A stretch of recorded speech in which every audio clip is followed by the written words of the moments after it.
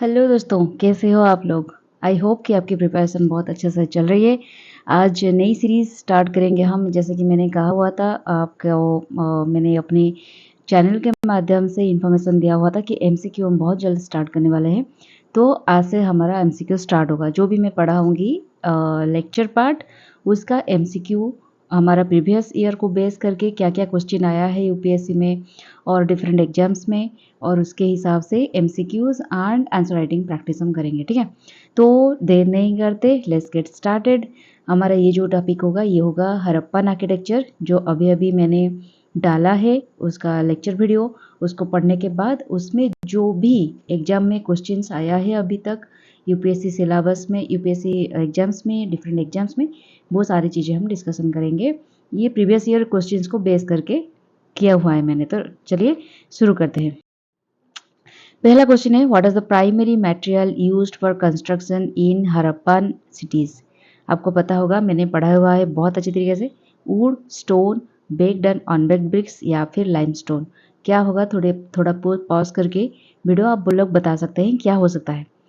तो इसका आंसर है answer C, that is baked and unbaked bricks. Okay, तो इसका कुछ एक्सप्लेनेशन के हिसाब से मैंने यहाँ पे डाला हुआ है। जैसे कि देख सकते हैं, इंडस वैली सिविलाइजेशन में इस तरह की ब्रिक्स हुआ करते थे, और ब्रिक्स डिफरेंट तरीके से डिफरेंट टेक्निक यूज़ करके किया जाता था।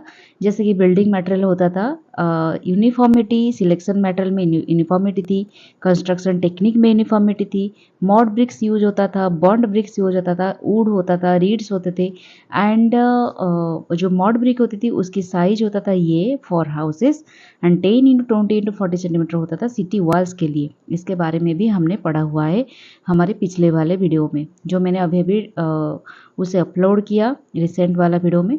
तो फाउंडेशन वॉल जो था वो बस उसमें mud brick, bake brick and stone use होता था। डोर विंडोज़ में वो लगभग वुड यूज़ करते थे। फ्लोरिंग में rumped yard, sometimes terracotta cake भी वो यूज़ करते थे। बाथिंग एरिया जो ड्रेन होता था और जो बाथ वगैरह ग्रेट बाथ होता था, वहाँ पे बेक्ड ब्रिक को भी यूज़ करते थे। एंड रूफ में वो लोग वुडन बीम्स देते थे covered with read and compacted clay. ठीक है, सब कुछ एक ही वीडियो में मैंने डाल दिया है। नेक्स्ट चलते हैं। नेक्स्ट क्वेश्चन है, the great bath, one of the most famous structure of the Harappan civilization, is located at which site. तो ग्रेट बाथ कहाँ पे दिखती है? तो मैंने पढ़ाया है, जिन्होंने पढ़ा हुआ है बहुत ईजी से कर सकते हैं, हड़प्पा या फिर मोहनजोदारो या फिर लोथल या फिर धोलावीरा। तो पॉज करके आप लोग थोड़ा आंसर कहने की कोशिश कीजिए, आंसर जानने की कोशिश कीजिए। नहीं होता तो मैं हूँ यहाँ पे, वाई टू वरी। तो answer is B, it is very easy, Mohenjodaro. And some explanation is here. This image is the great bath in Mohenjodaro located on the citadel. Mohenjodaro में जो ग्रेट बाथ होता है वो सिटाडेल में प्रेजेंट है, ना कि लोअर साइड में। This ruin contains at its center an 8 foot deep, ठीक है, 39 foot long and 23 foot wide rectangular bathing pool built from waterproof brick। ये जो ब्रिक होता है ये वाटरप्रूफ ब्रिक है। And this pool is surrounded by series of small dressing rooms इसमें है, और गैलरी भी है। One of which contains A well that supply water of the bath. इस साइड में एक वेल है, इसके बारे में भी हमने पढ़ा हुआ था, जिसमें वो टाइम टू टाइम यहाँ पे वाटर फिलअप होता था। और क्या होता था, जो यूज्ड वाला वाटर है, जो एक बार रिचुअल्स होने के बाद वाटर ड्रेन हो जाता था साइड वाला सीवेज में, and removed from the pool by a 6 foot high drain that ran along the west side of the great bath। The people of Mohenjo-daro used the bath for hygienic purpose के लिए use करते थे। Some archaeologists theorize that the great bath might also been used in religious rituals में, इसके बारे में भी हमने पढ़ा हुआ है। To support this theory, archaeologists point to the bath at later Hindu temples and the bathing rituals that remain an important part of modern Hinduism। तो बहुत सारे रिचुअल्स होते थे और पब्लिक बाथ भी होता था, बहुत सारे यहाँ पे कस्टम ट्रेडिशंस मेंटेन होते थे। तो इसके बारे में हमने पढ़ा हुआ है। Next one is which one of the following was a key feature of Harappan urban planning. इसके बारे में थोड़ा देखिए। रैंडम स्ट्रीट लेआउट या फिर ग्रिड सिस्टम ऑफ स्ट्रीट या फिर यूज ऑफ सर्कुलर बिल्डिंग्स और लैक ऑफ ड्रेनेज सिस्टम। क्या होता था? तो थोड़ा दिमाग लगा सकते हैं। रैंडम स्ट्रीट लेआउट उनका नहीं था, ठीक है। ग्रिड सिस्टम ऑफ स्ट्रीट ये हो सकता है may be. Use of circular building उनका क्या सर्कुलर पैटर्न में बना हुआ था? नहीं। लैक ऑफ ड्रेनेज सिस्टम तो बहुत ही एडवांस था, ठीक है। तो ये कोई भी इसमें नहीं होगा, जो होगा ये वाला होगा, ठीक है। Answer B, right. इस तरह से देख सकते हैं town planning of Indus valley civilisation grid pattern में हुआ करता था। ऊपर का जो अप्रेस्ड प्लेटफॉर्म है वो उसको सिटाडेल बोला जाता था। हाउस ऑफ कॉमन पीपल जो लोअर पार्ट में रहते थे, ईस्टर्न पार्ट वेस्टर्न पार्ट में रहता था सिटाडेल एंड ईस्टर्न पार्ट में रहता था हाउस ऑफ कॉमन पीपल जो lower part of town planning, ठीक है। और जो रोड होता था वो ग्रिड पैटर्न में होता था, स्ट्रीट वगैरह ड्रेनेज सिस्टम में काफ़ी एडवांस्ड एंड जमदार होता था। गेटवे भी उनमें बहुत सारे गेटवे होते थे, सिटी वॉल्स भी बनाया जाता था। इसी तरह से उनका पैटर्न होता था, एकदम well organised planning city. Okay, next civil service exam 2021 में क्वेश्चन आया था, which of the following ancient town is well known for its elaborate system of water harvesting and management by building a series of dams and channelizing water into connected reservoirs। Sir यहाँ पे already लिखा हुआ है answer, ठीक है, तो मैंने उसको मैनिपुलेट करना थोड़ा भूल गई। तो ये 2021 में आया था क्वेश्चन, जिसमें हार्वेस्टिंग वाटर हार्वेस्टिंग स्ट्रक्चर के बारे में बोल रहे थे। कौन सी टाउन में, हरप्पन सिटी के, I mean Indus valley civilisation की कौन सी साइट में एडवांस्ड वाटर हार्वेस्टिंग स्ट्रक्चर था, management by building series of dams था, कनेक्टेड रिजर्वायर्स था, कहाँ पे था? ऑब्वियसली धोलावीरा में था। बहुत ही एडवांस्ड वाटर मैनेजमेंट सिस्टम, जिन्होंने नहीं देखा है वीडियो जाकर देख लीजिए, बहुत डिटेल्स में मैंने वहाँ पे डाला हुआ है। धोलावीरास वाटर मैनेजमेंट सिस्टम एक था, रिजर्वायर था, बहुत ही लार्ज इंटरकनेक्टेड रिजर्वायर होते थे, were excavated with the city to restore rain water and water from nearby rivers. और रेन वाटर को हार्वेस्ट करते थे, नियर बाय रिवर्स पे भी वाटर लाकर वहाँ पे रिजर्वायर होता था। और ये ऐसे रिजर्वर होता था, डोमेस्टिक पर्पज़ के लिए इसको यूज़ किया जाता था, एग्रीकल्चर के लिए, और ड्यूरिंग द ड्राई पीरियड्स जहाँ पे बारिश जब नहीं होती थी उस टाइम पे इसको यूज़ किया जाता था। डैम्स एंड कैनाल्स भी काफ़ी सारे होते थे, और चेक डैम्स वो बनवाए थे ताकि सीजनल रेन वाटर को रिजर्व किया जा सके। Network of drains and channels भी हुआ करता था, ensure proper collection and distribution of water within the city. Rain water harvesting के लिए सिटाडेल में and other parts of the city में केयरफुली डिजाइंड स्लोपिंग सरफेसेस होते थे to direct rain water into reservoirs, ensuring maximum utilisation of available water, ठीक है। अच्छा दोस्तों, एक बात यहाँ पे बताइए कि धोलावीरा में एक्चुअली जो हाइड्रोलिक मैनेजमेंट सिस्टम रखा गया था वो क्यों रखा गया था, एंड क्या आपको लगता है कि Dholavira site is different from rest of the Harappan sites? तो इस तरह की क्वेश्चन का हम आंसर यही बता सकते हैं कि हरप्पन सिविलाइजेशन का जो धोलावीरा साइट है वो थोड़ा गुजरात के रन ऑफ कच्छ है। गुजरात से जो जो बिलोंग करते हैं या फिर जिन्होंने गुजरात ट्रैवल करके आए हैं शायद उनको पता होगा, तो जो उनका जो रन ऑफ कच्छ है उस वो एरिया एक बहुत ही डेजर्ट एरिया है, ठीक है। और यहाँ पे सॉल्ट भी बहुत जम जाता है, ठीक है। तो ये जो कंडीशन है वहाँ पे ब्राकिश वाटर भी काफ़ी सारा होता है, क्योंकि वो जो सॉल्ट एकदम एक वक्त पे समुद्र जो आता है, सी आता है, और वो बहुत आगे तक आके सूख जाता है, और यहाँ पे एकदम सॉल्ट जमा हो जाता है। तो इसके जो सॉइल है काफ़ी सल्टी है, तो ब्राकिश वाटर काफ़ी हद तक इसमें पाया जाता है, तो इसी वजह से वो इसको पिया नहीं जा सकता, ठीक है, और कोई भी डोमेस्टिक पर्पज़ के लिए यूज़ नहीं किया जा सकता। और क्योंकि ये बहुत ही सेमी एरिड रीजन है, तो इसी वजह से एवरेजिंग 260 एनुअल रेनफॉल, बहुत ही कम एनुअल रेनफॉल होता है। इसी वजह से 2 मानसून चैनल्स उसका जो होता है मनसर में एंड मनहर में, एंड रेन वाटर इस यही चीज़ होती है, उनकी सोर्स ऑफ वाटर होती है। ये जो 2 चैनल्स आती है इसी जगह से, और जब भी बारिश होता है ये होता है उनका मेन सोर्स ऑफ वाटर।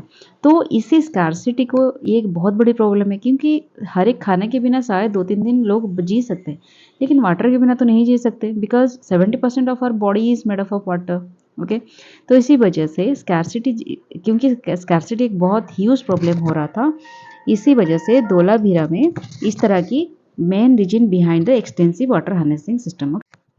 उसके बाद जो चीज़ है, इस Dholavira different from rest of the Harappan sites, इसका रीजन क्या हो सकता है?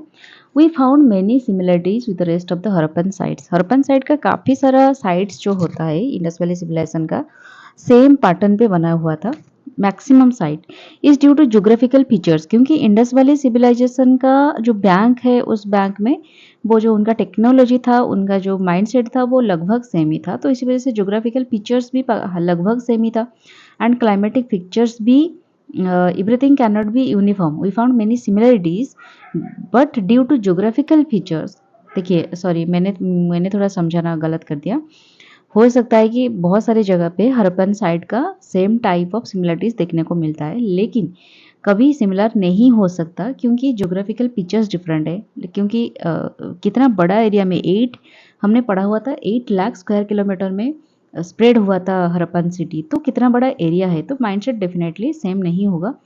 ज्योग्राफिकल फीचर्स के वजह से, क्लाइमेटिक फीचर्स के वजह से भी everything can not be uniform. The Harappan were master in hydraulic engineering. Hydraulic engineering मतलब जो हाइड्रोलिक सिस्टम था, पानी को उठाकर एक रिजर्वायर में रखना। Although Dholavira had most elaborate and extensive rainwater harvesting system and hydraulic management, but it's not made them different from other Harappan city site.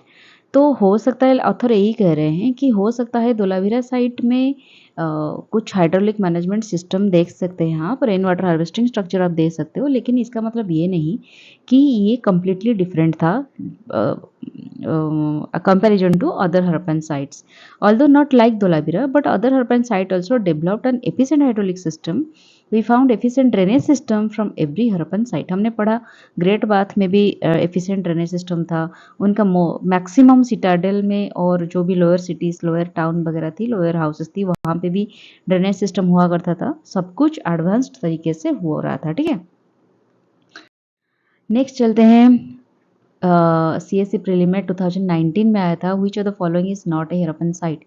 चनुदरो, Kotdiji, Sohgaura and Desalpur. आप लोग अंदाजा लगा सकते हैं कौन कौन सी चीज़ लिस्टेड में नहीं थी, मैंने जो पढ़ा हुआ था। आंसर है सी, सोगाउरा। सोगाउरा क्यों?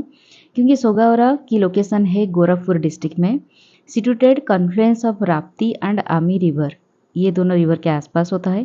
फास्ट नियोलिथिक एक्जावेटेड साइट है ये, एंड ये है 150 एकर्स में ये एरिया फैला हुआ था। एक्सावेशन हुआ था 1961-62 में गोरखपुर यूनिवर्सिटी चालकोलिथिक, और 1974-75 पे जो यूनिवर्सिटी से एक्सकावेशन हुआ था वो नियोलिथिक के बारे में पता चला था। Famous for Mauryan bronze प्लाक्यू।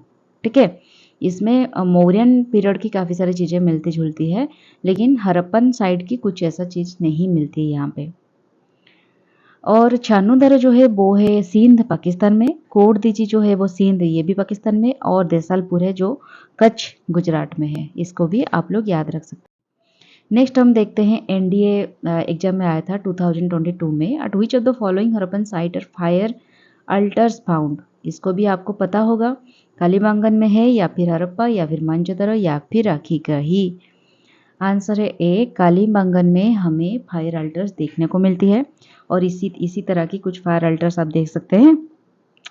The most important discovery of Kalibangan has been fire altars. A series of brick patterns were found which are probably used for fire altars. मतलब ब्रिक को यूज करके वो एक स्ट्रक्चर बनाते थे जहाँ पे वो फायर अल्टर वगैरह करते थे। One of them a row of 7 fire altars found किया गया है, and pit holding animal bones and antlers were discovered. यहाँ पे ये सारी चीज़ों को भी मिला है, providing animal evidence of animal sacrifice. तो इसको देखते हुए ये अंदाज़ा लगाया जा रहा है कि हो सकता है वहाँ पे फायर आई मीन एनिमल को सेक्रीफाइस किया जाता था, या फिर हो सकता है कभी कुछ आग वगैरह लगी हुई है और एनिमल यहाँ पे पड़ के मर गए हो।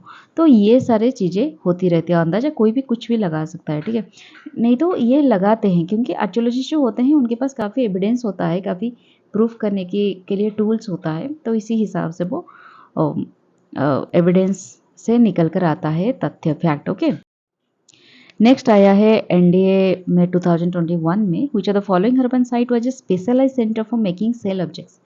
बताइए कौन सी जगह है, लोथाल, बालाकोट या फिर अमरी या फिर कोटदीजी? इसका आंसर है बालाकोट, आंसर बी। ठीक है, Balakot is one of 4 known ancient coastal sites in Pakistan. Pakistan में ही प्रेजेंट है, एक एंशिएंट कोस्टल साइट के हिसाब से इसको माना जाता है। This sites remained unexcavated until the opportunity arose in 1973 में to launch a project at Balakot. एक बालाकोट में प्रोजेक्ट किया गया था, उसी दौरान एक्सकवेशन के साइट पे ये सारी चीज़ों का खुदाई हुआ था। फिश बोन भी मिला था, and shells dominate the faunal remains. ठीक ठीक है। वहाँ पे सेल्स भी मिला था, फिश बोन्स भी मिले थे। People engaged in the manufacturing of jewellery especially bangles and perhaps inlays of for wooden furniture from shell. Shell को यूज़ करके वो ज्वेलरी बनाते थे, वुडन फर्नीचर भी बनाते थे, ठीक है। Hence it was specialised centre for making shell objects. Okay, ये देख सकते हैं ये।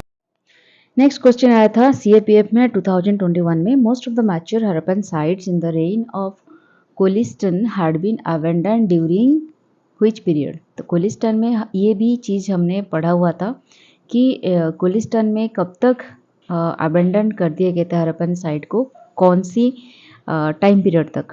तो थोड़ा बताइए क्या हो सकता है। तो आंसर है सी, 1800 बीसी तक इसको अबैंडन कर दिए गए थे, क्योंकि most mature Harappan site in the Cholistan region were abandoned around 1800 BC. As the civilization decline, धीरे धीरे सिविलाइजेशन डिक्लाइन हो रहा था, लीडिंग टू पॉपुलेशन शिफ्ट हो रहा था towards new settlement in Gujarat, Haryana and western Uttar Pradesh, ठीक है। This period marked a transformation in material culture with the disappearance of distinctive Harappan artifacts and a general reduction in the use of materials and the production of goods। धीरे धीरे जो civilisation खत्म हो रहा था, नदियाँ सूख रही थी, तो धीरे धीरे क्या हो रहा था, जो रिसोर्सेस वगैरह है, जो मटेरियल्स है प्रोडक्शन के लिए, गुड्स प्रोडक्शन के लिए, वो भी थोड़ा थोड़ा डिक्लाइन हो रहा था, डिसअपियर हो रहा था, जिस वजह से ये जो सिविलाइजेशन है धीरे धीरे खत्म हो रही थी, ठीक है। नेक्स्ट आ गया एक सीपीएफ 2020 में आया था, which of the following is or are most distinctive artifacts of the Harappan civilization. Steatite seal, या फिर ब्रिक्स ऑफ स्टैंडर्डाइज रेशियो, या फिर गोल्ड बैंगल्स, या फिर सिल्वर स्पिटून। तो बताइए गोल्ड सिल्वर का क्या यूज होता था तभी, या फिर स्टेटाइट सील होता था, ब्रिक्स होता था, क्या होता था। इस क्वेश्चन को देखकर ये में 1 ओनली, 1 एंड 2 ओनली, 2 3 4, या फिर 1 2 एंड 3, बताइए क्या होगा आंसर। आंसर इज बी, 1 एंड 2। ब्रिक्स ऑफ स्टैंडर्डाइज रेशियो, इसके बारे में हमने पढ़ा हुआ है, एंड स्टेटाइट सील भी मिला है बहुत सारे साइट्स, ठीक है। Archaeologists have discovered thousands of seals, usually made up of steatite, occasionally agate, jade, copper, faience, and terracotta, with beautiful figures of animals such as unicorn, bull, rhinoceros, tiger, elephant, bison, goat, buffalo, etc. at various sites of Indus Valley. Okay, science of planning जो होता था, BRICS होते थे विच सन dried होते थे या फिर baked होते थे, वेयर ऑफ स्टैंडर्डाइज रेशियो में होते थे, where the length and breadth were 4 times and twice the height respectively, ठीक है। नेक्स्ट आ गया 10th क्वेश्चन, वो है सीएपीएफ 2018 में आया था, which of the following statement about Harappan civilisation are correct. There is the extraordinary uniformity in artifacts as evident in pottery, seals, bricks and wares। तो क्या मतलब ये बोल रहे हैं कि हड़प्पन सिविलाइजेशन में एक्स्ट्राऑर्डिनरी यूनिफॉर्मिटी था आर्टिफैक्ट्स में, जो कि हमें पोटेरी, सील्स, ब्रिक्स एंड वेस्ट में देखने मिलता है। The late Harappan sites also maintained the same construction technique as were used in mature Harappan site. मतलब स्टार्टिंग में जो हड़प्पन साइट बना हुआ था उसका सेम कंस्ट्रक्शन टेक्निक था आज मैच्योर, मतलब जो डिक्लाइन के तरफ जा रहे थे, जो हड़प्पन साइट पिक स्टेज में था और फिर डिक्लाइन हुआ, वो उस स्टेज के बारे में बात कर रहे हैं। क्या सेम कंस्ट्रक्शन टेक्निक था या फिर कुछ डिफरेंट था। तो ये बोल रहे हैं select the correct answer, 1 only, 2 only, both 1 एंड 2, नाइदर 1 नाइदर 2। तो आंसर 1 ओनली, क्योंकि देखिए एक सिविलाइजेशन जब शुरू होता है, स्टार्टिंग में जो भी टेक्नोलॉजी, जो भी वो यूज़ करते थे टूल्स, धीरे धीरे उनकी नॉलेज गेन होते जाती है और एक टाइम पीरियड के बाद नॉलेज ज़्यादा होकर वो डेफिनेटली उनकी टेक्नोलॉजी थोड़ा मॉडर्न हो जाती है, थोड़ा एडवांस हो जाती है।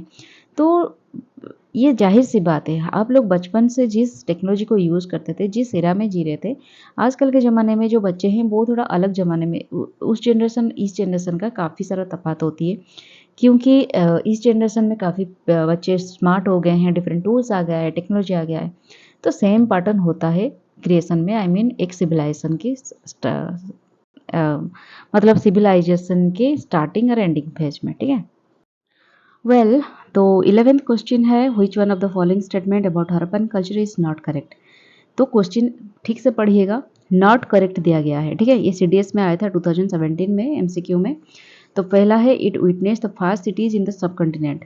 तो देखिए क्या ये फास्ट सिटीज था सब कॉन्टिनेंट में। तो इसका आंसर आप थोड़ा लॉजिक लगाइए, जिन्होंने पढ़ा हुआ है अच्छी तरह से उनको पता होगा। It marks the fast use of script written from right to left, ठीक है, इस डायरेक्शन में। It marks the earliest known use of iron as the medium for the art of sculpting. Iron का यूज होता था या फिर नहीं होता था, इसके बारे में भी थोड़ा सोचिए। It marks the earliest known use of stone as a medium of the art of sculpting. वो जो स्कल्पटिंग करते थे, आर्किटेक्चर जो भी बनाते थे, उनमें स्टोन की यूज होती थी कि नहीं होती थी, थोड़ा याद कीजिए तो याद आ जाएगा आपको। तो इसका आंसर है C. Which one is not correct पूछ रहा है।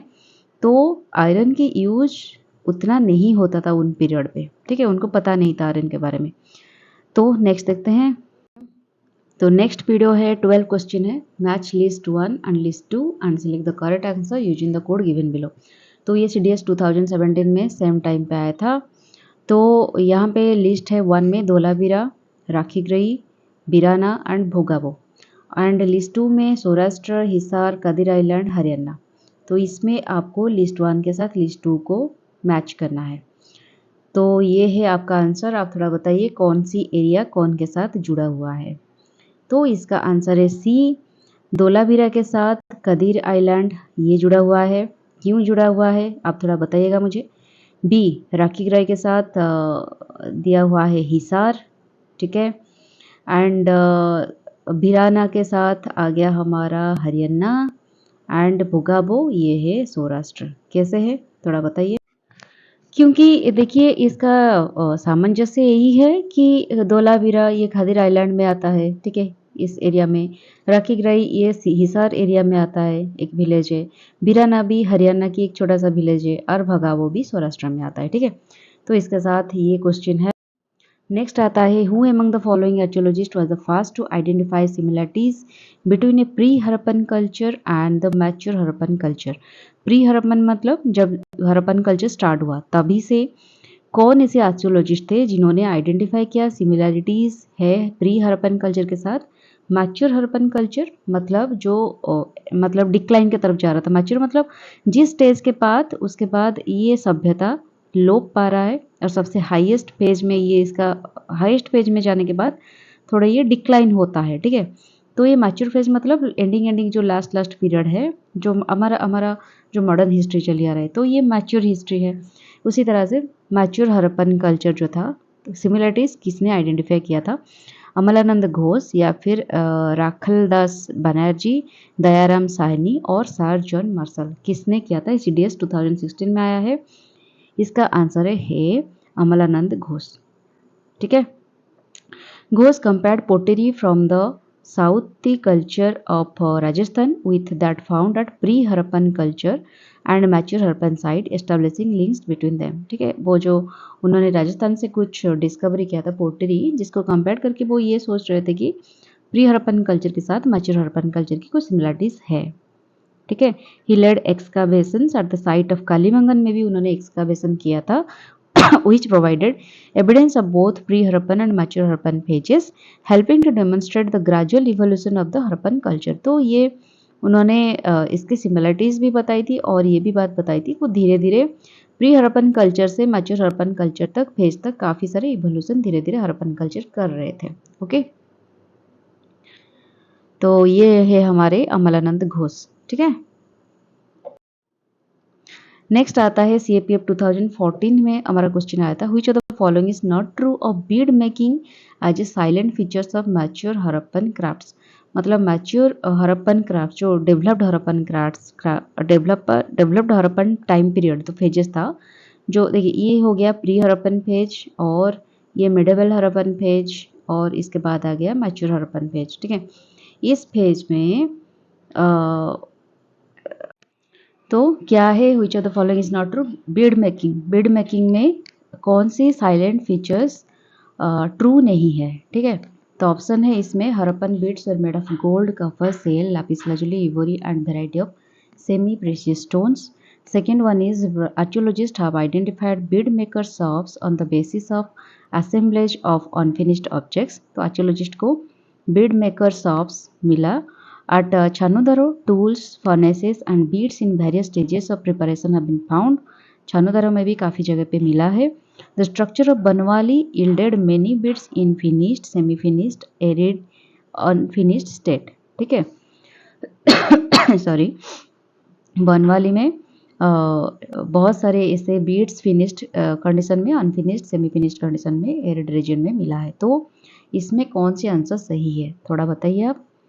तो इसका आंसर है डी, जो ट्रू नहीं है। बाकी सारा चीज़ ट्रू है। Gold, Kapoor, cell, lapis lazuli इसका यूज होता था हरप्पन सिटीज़ में।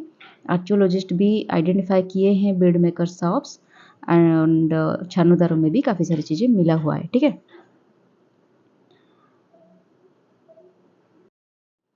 नेक्स्ट 15th क्वेश्चन है, which of the following characterise the people of Indus valley civilisation. ये सिविल सर्विस एग्जाम 2014 में आया था। ये बता रहे हैं कि कौन सी characterize Indus valley civilization people की क्या कैरेक्टराइज होती थी। They possessed great palaces and temples, क्या उनके पास पैलेसेस एंड टेम्पल्स था। ये स्ट्रक्चर के बारे में भी हमने पढ़ा हुआ है, ये लाइन भी था उसमें, मुझे याद आ रहा है। They worshipped both male and female deities, इसके बारे में क्या ख्याल है आपका। They employed horse drawn chariots for warfare, क्या चीज़ था। I and double I, only double I, all of this, none of this, क्या होगा आंसर, थोड़ा लॉजिक लगाइए। इसका आंसर है बी, ओनली टू, क्योंकि उनके पास कोई पैलेसेस टेम्पल्स नहीं था। इक्वलिटेरियन सोसाइटी था जिसमें सब कुछ इक्वल तरीके से वो मानते थे, मतलब सबको इक्वल ट्रीटमेंट होती थी। पहली तो बात है। फीमेल एंड मेल डाइटीज़ का काफ़ी सारा चीज़ उनको मिला हुआ है एक्सकवेशन टाइम में आर्कियोलॉजिस्ट को। And they employed horse drawn chariots, ये वारफेयर तो बहुत कम माना गया था, तभी नहीं हो रही थी इतना वारफेयर, और हॉर्स ड्रन चैरियट के बारे में उनको पता भी नहीं था। ठीक है। नेक्स्ट क्वेश्चन है, सिविल सर्विस एग्जाम 2011 में आया है, regarding the Indus valley civilization. Consider the following statement, क्या कंसिडर करना है हमें स्टेटमेंट को। It was predominantly a secular civilization and religious elements through though present did not dominate the scene. ठीक है। ये बोल रहे हैं कि ये एक प्रिडोमिनेंटली सेक्युलर सिविलाइजेशन था एंड रिलीजियस एलिमेंट ये सब था वहाँ पे। ठीक है। During this period cotton was used for manufacturing textiles in India, उनके टाइम पे क्या कॉटन यूज होती थी टेक्सटाइल में इंडिया में। तो which of the statement are correct, correct पूछ रहे हैं। Only one, only two, both one and two, and neither one neither two, क्या हो सकता है। Answer is C, both 1 and 2. It was predominantly a secular civilization and religious element, and the religious element though present did not dominate the scene. देखिए यहाँ पे बात यह है कि रिलीजियस, वो किसको रिलीजियस एलिमेंट में सब कुछ जा रहे, मतलब कौन सी चीज़ को वो मान रहे थे, जो एलिमेंट है मतलब नेचर का जो एलिमेंट है वो उसको मान रहे थे, क्योंकि बहुत सारे ऐसे चीज़ें एक्सकावेशन साइट से मिला है, काफ़ी सारा मेल एंड फीमेल डाइटीज़ के एक्सकावेशन साइट में मिला है सब कुछ। तो उससे ये अंदाज़ा लगा जाता है कि रिलीजियसली वो काफ़ी स्ट्रांग थे, सेकुलर थे। ठीक है। प्रिडोमिनेंटली थे। हो सकता है बहुत सारी चीज़ें अभी डोमिनेंट नहीं है, मतलब बहुत सारी चीज़ों के बारे में हमें कुछ पता नहीं है, लेकिन उनका रिलीजियस के ऊपर काफ़ी हद तक था, एक विश्वास था। और उनके टाइम पे कॉटन भी मैन्युफैक्चर होता था, मतलब प्रोडक्शन होता था, उसमें वो टेक्सटाइल बनाते थे, उनको पता था। ठीक है। नेक्स्ट आता है CSE 2002 में आया था, match list on list 2 and select the correct answer using the course. Lothal, Lothal में क्या मिला है, plough field, Kalibangan, Dholavira, Banawali. Dock yard किस में पाया जाता है, टेराकोटा रिप्लिका प्लाव कहाँ पे मिलता है। An inscription comprising 10 large size sign of Harappan script, Harappan script जो कि एक 10 लार्ज साइज्ड इंस्क्रिप्शन मिला है कौन सी जगह पे। तो ये ऑप्शन दिया गया है, आप लोग थोड़ा बताइए पॉज करके कौन सी आंसर सही हो सकता है। तो इसका आंसर है बी, जो है दिखाती हूँ, ए डबल आई, मतलब लोथल में डॉकयार्ड, इसके बारे में हमने पढ़ा हुआ है। ठीक है। कालीबंगन, कालीबंगन में हमें प्लाव फील्ड मिलता है। ठीक है। धोलावीरा में हमें ये सारी चीज़ें मिला है इंस्क्रिप्शन, एंड बनवाली में टेराकोटा रिप्लिका प्लाव। ठीक है। Which of the following animal was not represented in Seal's terracotta art of Harappan sculpture? कौन से एनिमल प्रेजेंट नहीं है, ये 2001 में पूछा गया था। काउ, एलिफेंट, राइनोसोरस, टाइगर, बताओ, बताइए कौन सी। एलिफेंट तो था, राइनोसोर की रिमेन्स भी मिला था, टाइगर भी उनमें टेराकोटा स्कल्पचर में होता था, and cow. What about cow, answer is a, absolutely. ठीक है। Next the last question is which one of the following pair is correctly matched. ये 2001 में डाला गया है। हड़प्पन सिविलाइजेशन को मैच किया गया है पेंटेड ग्रे वेयर इसमें मिला है या फिर नहीं। The Kushans Gandhara school of art, Mughals Ajanta paintings, the Marathas Pahari school of paintings. हालांकि हम इसमें सिर्फ हड़प्पन के बारे में जानते हैं, ये सारी चीज़ें मैंने अभी तक पढ़ा नहीं है, लेकिन फिर भी जो पढ़े हैं, क्वेश्चन तो क्वेश्चन होता है, आप पढ़ो या ना पढ़ो कोई भी टॉपिक से आ सकता है, ठीक है। तो कोई बात नहीं, इसका आंसर मैं बता देती हूँ। इसका आंसर बी है, कुशन, जिस पीरियड में गांधार स्कूल ऑफ आर्ट आया था, ठीक है। हड़प्पन सिविलाइजेशन में पेंटेड ग्रेवर नहीं था, ठीक है। तो इसके बारे में हम, ये करेक्ट नहीं है, इसके बारे में हमने नहीं पढ़ा। हालांकि स्कल्पचर एंड पोटेरी में हम पढ़ सकते हैं, आगे देखेंगे तो क्या होता है। तो यहाँ पे हमारा ये वाला एमसीक्यू ख़त्म हो गया। जो जो इस टॉपिक से आया था क्वेश्चंस मैंने उसके बारे में डाल दिया है। तो नेक्स्ट हम थोड़ा देखेंगे, आंसर राइटिंग में प्रैक्टिस करेंगे, क्या क्या टॉपिक आ चुका है अभी तक और क्या आ सकता है, उसके बारे में भी थोड़ा डिस्कशन करेंगे। उसके बाद हम नेक्स्ट जाएंगे प्री मोरियन आर्किटेक्चर के बारे में, ठीक है, मोरियन आर्किटेक्चर। तो तब तक के लिए stay tuned with my video and stay tuned with my channel and tata bye bye, take care.